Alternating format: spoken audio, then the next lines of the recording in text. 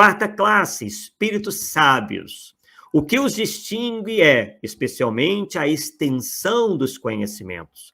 Preocupam-se menos com as questões morais do que com as científicas. Então, vemos aqui, pessoal, que se pode ser um espírito de segunda ordem sem se preocupar tanto com questões morais. Não que eles acham que não seja importante, vai ter sim a questão moral, eles reconhecem, tem a preocupação com as questões morais, óbvio, porém tem uma predileção pelo conhecimento científico.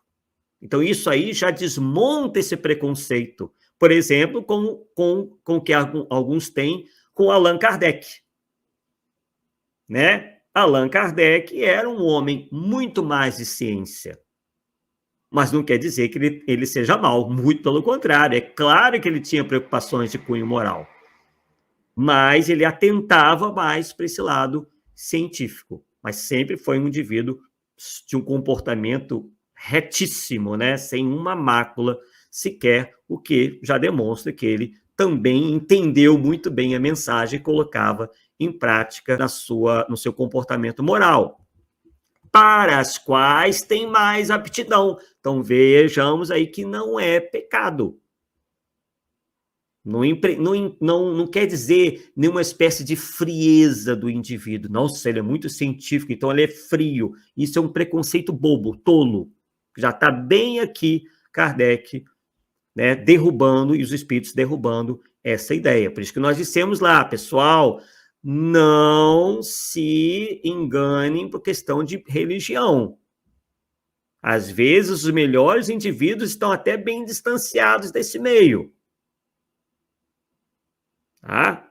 Então, a gente, por vezes, se ilude, né? Porque o religioso tradicional, geralmente, tem essa aparência tal, mas, às vezes, é uma aparência. Claro, tem muita gente boa na área religiosa, óbvio, não estamos dizendo que não, mas, por vezes, isso não necessariamente lhes confere uma elevação, né?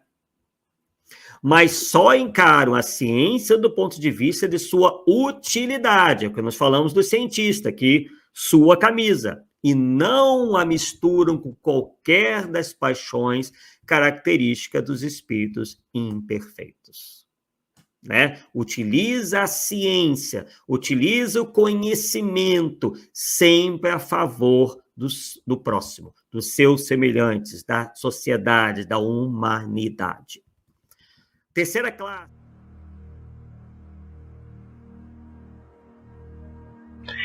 We should strive not to use violence in fighting for our cause, but by non-participation in anything you believe is evil.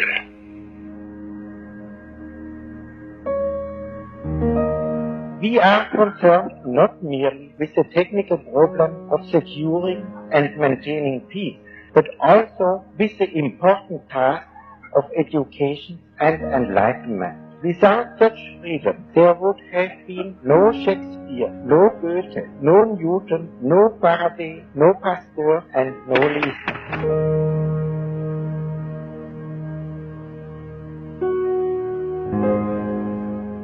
Science has provided the possibility of liberation for human beings from hard labor. When the ideals of humanity are war and conquest, those tools become as dangerous as a razor in the hands of a child of 3.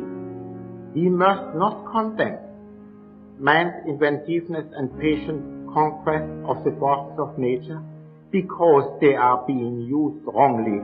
The fate of humanity is entirely dependent upon its moral development.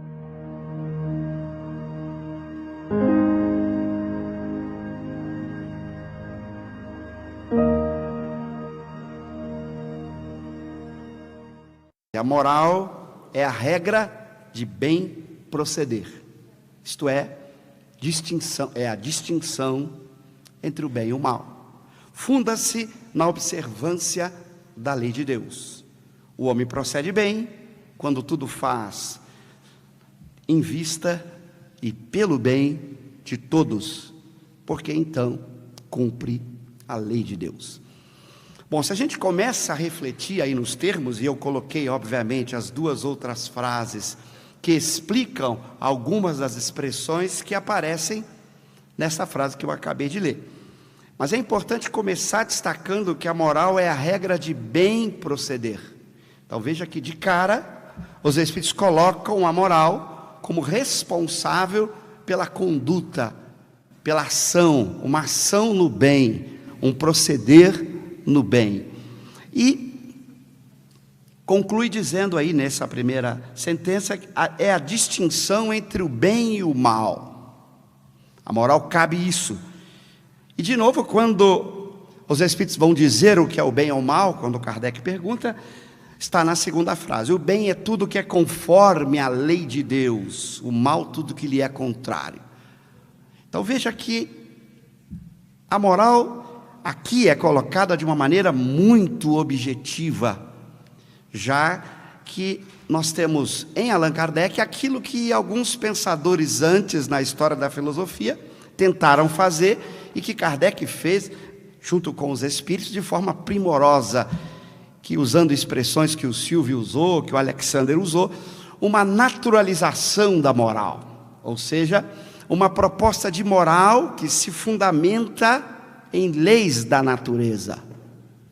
Então, portanto, como nós vamos ver, uma moral que é objetiva no sentido de que você tem um critério para saber como proceder bem.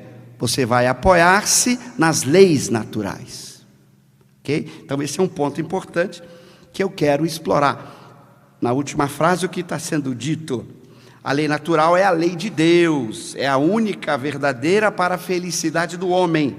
Indica-lhe o que deve fazer ou deixar de fazer.